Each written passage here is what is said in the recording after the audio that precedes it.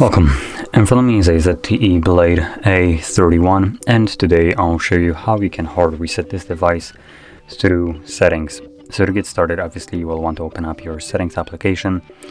From here, I'm going to scroll down to System, Advanced, and in here you'll find reset options. You want to select Reset All Data Factory Reset. This will bring up a message that performing this will remove things like your Google accounts, which doesn't really remove it, it just logs out. But more importantly, it removes things like music, photos, and user data. So that is something that you might want to consider if you want to keep anything of this kind of type of files. Do make a backup copy of it before you begin.